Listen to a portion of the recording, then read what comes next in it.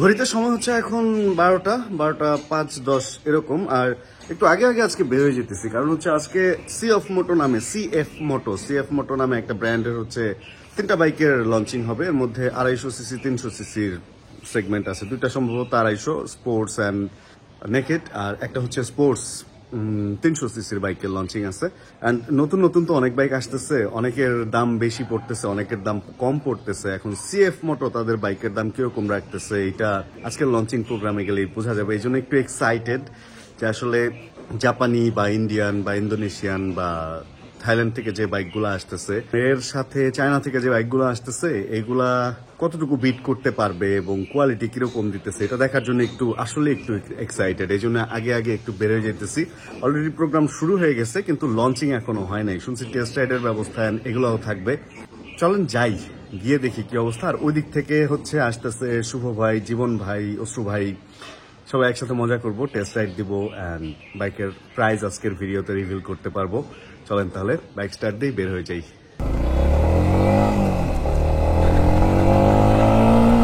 অনেকের কাছে সিএফ মোটো নামটা নতুন মনে হইতে পারে, যারা আসলে নতুন বাইকার বা এরকম কিছু, বা যারা বাইক নিয়ে আসলে ওইভাবে গবেষণা করে নাই বা বাইকের সম্পর্কে অত কিছু ঘাটায় নাই। আসলে সিএফ মোটো বাংলাদেশে এর আগেও বাইক আনছে, বা সিএফ মোটর বাইক এখনো বাংলাদেশ মার্কেটে আছে, যেগুলো 150 সিসি সেগমেন্টের। কিন্তু ওদের আসলে হায়ার সিসি বাইক থাকার কারণে এর আগে অন্যান্য বাইকগুলো আসতে পারে নাই বা কোনো ইম্পোর্টার আনে নাই। বাট এইবার আসতেছে, এই জিনিসটা ভালো লাগছে। আর যদি মোটোজিপির কথা বলেন, তাহলে মোটোজিপিতে সিএফ মোটো পারফর্ম করতেছে অনেকদিন যাবত, এবং আমি যতটুকু জানি সাকসেসফুলি পারফর্ম করতেছে। একটা মজার ইনফরমেশন আপনাদের দেই, আমি একজন বাইক লাভার বা বাইকার যাই বলেন, কিন্তু মোটোজিপি আমি দেখি না। মানে ওই রেস টেস এই ব্যাপারগুলো কেন যেন আমার একদমই পছন্দ না। ওটার মধ্যে আমার ক্রিয়েটিভিটির কোনো ছোঁয়া লাগে না। আসলে রোডে বাইক চালানো আর ট্র্যাকে বাইক চালানো ব্যাপারটা এক না। ট্র্যাকে হ্যাঁ মোটর থাকে, কর্নারিং করে বেশ স্কিল লাগে, অনেক ভালো স্কিল নিয়েই ওটা চালাইতে হয়। বাট ওইটা আমার কেন যেন পছন্দ না। আমার এই যে এরকম বাসের চিপায় পড়ে থাকতে এই ব্যাপারটাই বেশি ভালো লাগে। যাই হোক, তবে 300 সিসির একটা বাইক আসতেছে, SR 300 অ্যান্ড SR 250 কি আসতেছে কিনা, কি যেন 3টা বাইক, আমি নিজেও ভুলে গেছি। অ্যান্ড এনকে ভাই গেছিলেন তো একটু এলে NK 250 আসতেছে, নেকেড একটা বাইক, ওইটা আমার কাছে বেশি ভালো লাগছে। অ্যান্ড SR 300টাও ভালো লাগছে। দেখি বাইকের অবস্থা দেখবো, অ্যান্ড তারপরে যাচাই বাছাই করবো যে বাইকগুলা নেওয়া যায় কিনা, এবং অবশ্যই প্রাইসটাও মাথায় রাখতে হবে। তবে অনেকের অনেক পোস্ট দেখলাম, বিশেষ করে বাইক বিডির শুভ্র সেন দাদা এরকম একটা পোস্ট দিচ্ছে যে লাস্ট অনেক বছরের রেকর্ড ভেঙে সিএফ মোটো নাকি একটা প্রাইস দিবে। এখন এই প্রাইসটা কি বেশি দিবে নাকি কম দিবে, এই ব্যাপারটা হলো দেখার বিষয়। তবে আমার মনে হইতেছে এখন একটা কম্পিটিশন চলতেছে, কে কত কম দামে বাইক দিতে পারে। আমার যেটা মনে হয় সিএফ মোটো একটা একদম, এটারে কি বলে আসলে, একটা উল্লেখ করার মতো বা একটা রেকর্ড সৃষ্টিকারী কম দামে হয়তো আমাদেরকে বাইক দিবে, এরকম একটা আশা নিয়েই যাচ্ছি লঞ্চিং প্রোগ্রামে।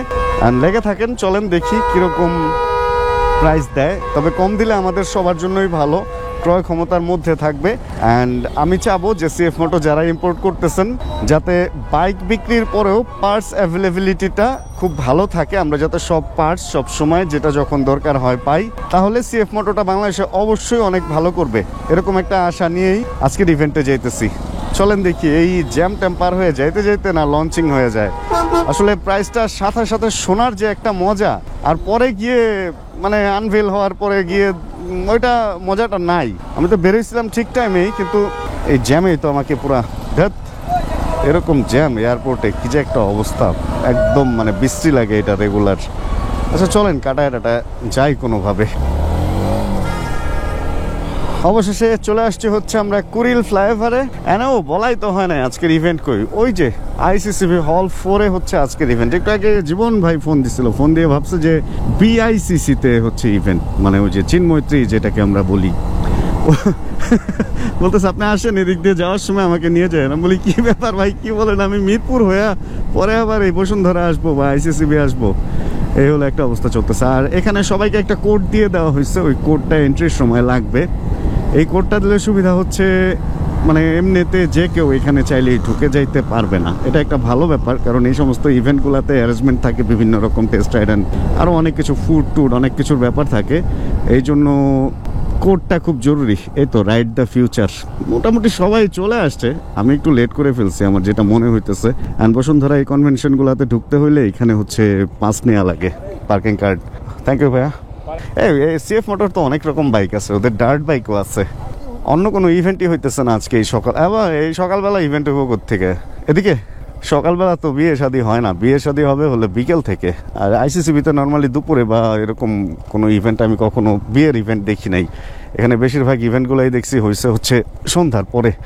বাইকটা কই রাখবো, এক কাজ করি এক কোনায় রাখি, তাহলে বের করাটা ইজি হবে এবং আমার কারণে অন্য কারো বের করার ঝামেলা হবে না।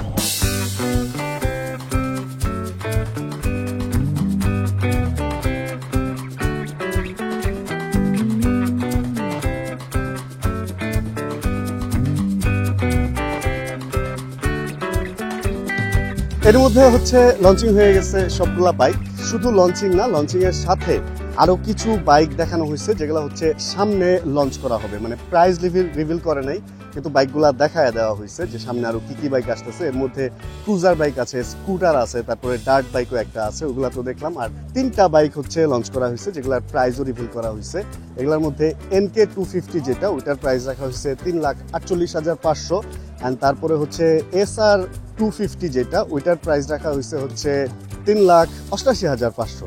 আর যেটার দাম হচ্ছে সবচেয়ে বেশি বা যেটার হাইপটা সবচেয়ে বেশি সেটা হলো SR 300 এর প্রাইসটা ধরা হয়েছে।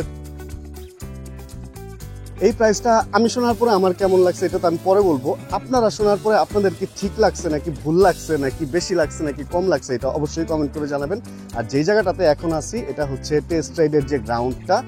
এখন সবাই খাওয়া দাওয়াতে ব্যস্ত, কিছুক্ষণ পরেই হচ্ছে এখানে টেস্ট রাইড শুরু হবে। অ্যান্ড ইনশাআল্লাহ আমরাও এখানে টেস্ট রাইড দেবো, বাইকগুলো সম্পর্কে একটু দেখবো, জানবো, চালায় দেখবো, কাছ থেকে দেখবো চলতে কেমন লাগে, অন্য কেউ চালাইলে কেমন লাগে, সাসপেনশন কেমন, বাইকের স্মুথনেস কেমন, এই ব্যাপারগুলা ভিডিওর লাস্টের দিকে শেয়ার করতে পারবো, কারণ ওয়েট করতেছি টেস্ট রাইডের এই ফিল্ডে বাইকগুলো আসার জন্য।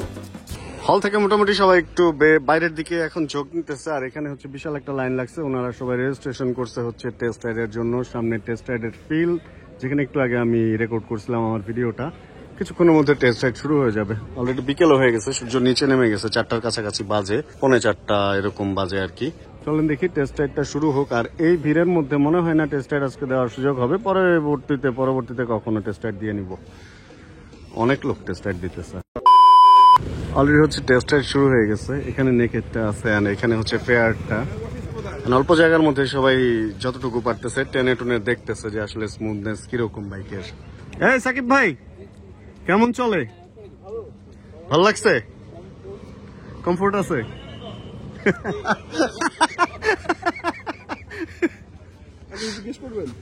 না না না, ভালো লাগছে।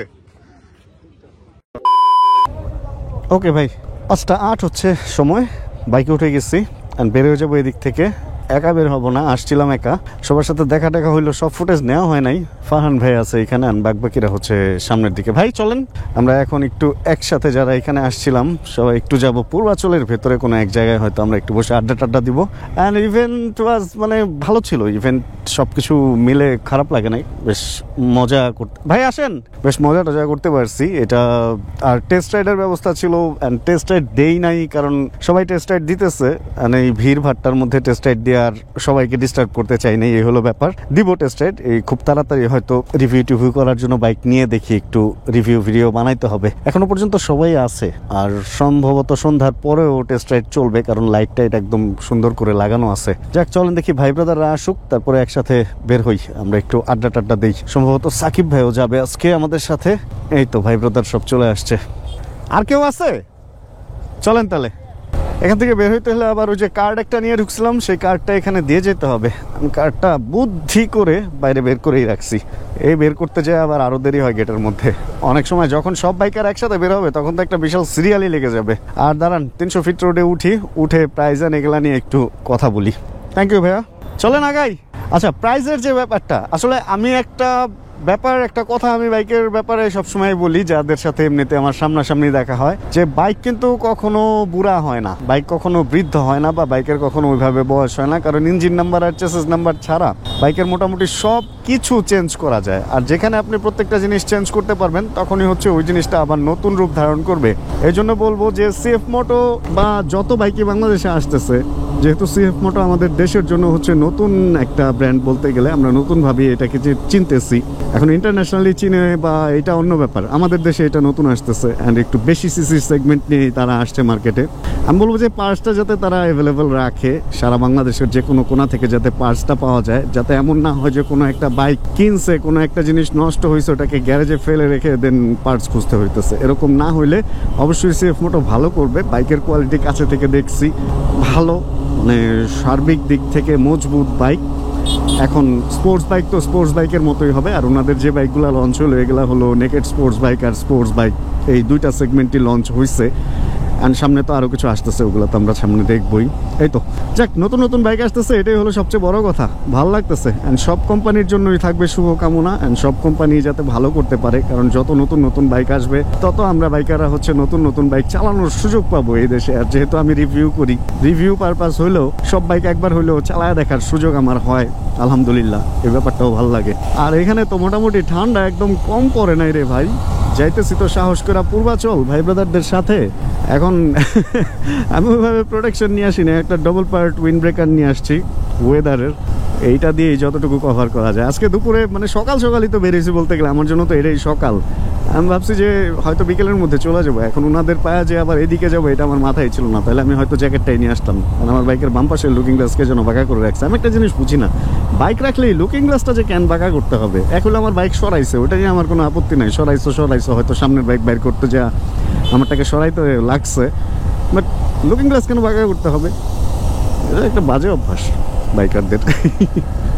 আজকে হইতেছে হচ্ছে রিয়েল বাইকার আড্ডা। বাইক টাইক নিয়ে আমরা বেশ একটা সুন্দর জায়গায় আসছি। একটু পরে আমি ক্যামেরা ঘুরে দেখাইতেছি যে ভাইরা পেছনে বসছে, যদিও একটু বেশি মানে ক্রিয়েটিভিটি দেখাইতে যায়, সবাই একটু ঘোলা করে ফেলছি। এই তো ডাবের পানির মতো নাকি ঘোলা? রন্টি ভাই খুব মজার মানুষ। হ্যাঁ, দাঁড়ান ঘুরায় দেখাই। এই যে দেখেন জায়গাটা কত সুন্দর, জুম করা যাবে না, আমি সিনেমেটিকে নিতেছি। কুয়াশা কুয়াশা একটা ব্যাপার, নৌকা চলতেছে, ভাইরা এখানে বসছে, এছাড়া আর অনেক লোকজন আছে। জায়গাটা অনেক সুন্দর করে ফেলছে, লাল, ও নিচেও লাল হয়ে গেছে, সে একটা ব্যাপার। তো এই একটা জিনিস দেখেন, সবার জুতার নিচে লাল হয়ে গেছে তলা। লাল তো লাল জুতা সবার জুতা লাল, সবার চোখ লাল। কার যে চোখ উঠছে আর কে যে কি খাইছে। আচ্ছা বাইক ওইখানে রাখছি আমরা, দোকানটা সুন্দর, চাটা পাওয়া যায়, সুন্দর একটা আড্ডা দিব আশা রাখি এখানে অনেকক্ষণ। আজকে একদম মন ভরে ভরপুর। এই বছর প্রথম এত সুন্দর কুয়াশা এবং লাইটের খেলাধুলা দেখতেছি। আজকে সময় হচ্ছে 7:09, সুন্দর একটা কুয়াশার ব্যাপার দেখেন, একদম পুরা চিল একটা ভাইব দিতেছে। উইন্ড ব্রেকার পরা, তারপরে অতটা ঠান্ডা লাগতেছে না, কিন্তু কুয়াশা ভালোই আছে। যখন ওখানে বসেছিলাম সন্ধ্যাটা নামলো তখন মোটামুটি ভালোই ঠান্ডা লাগতেছিল, বাট বাইকে ওঠার পরে এখন মোটামুটি কন্ট্রোলে আছে সবকিছু। ফেরত চলে যাইতেছি, ভাইরা সবাই চলে যাবে মিরপুরের দিকে। সামনে ওই যে বাইকের যে বহরটা দেখা যাইতেছে, সবাই মিরপুরের, আমি শুধু আজকে উত্তরার দিকেই ঢুকতেছি। আবার দেখি কালকে হয়তো মিরপুরের দিকে আমিও যাব। তাহলে আজকের ভিডিও থেকে তাহলে এখানেই বিদায় নিয়ে নেই। হোপ রাখতেছি ভিডিওটা আপনাদের ভালো লাগছে। যদি ভিডিওতে কোনো কিছু ভালো লাগে প্লিজ একটা লাইক দিয়ে দিন, অ্যান্ড জানাবেন কে কোন জায়গা থেকে ভিডিও দেখছেন। তাহলে দেখা হচ্ছে আবার সামনে কোনো নতুন ভিডিওতে। আর যতক্ষণ পরবর্তী ভিডিও নিয়ে আমি না আসতেছি ততক্ষণ ইনশাআল্লাহ আমরা থাকবো ভালো, আমরা থাকবো সুস্থ, এবং ইনশাআল্লাহ আমরা সবাই করতে থাকবো চিল। আরে কুয়াশা পুরা chill bro. Check the mic and make sure it sound right, boy.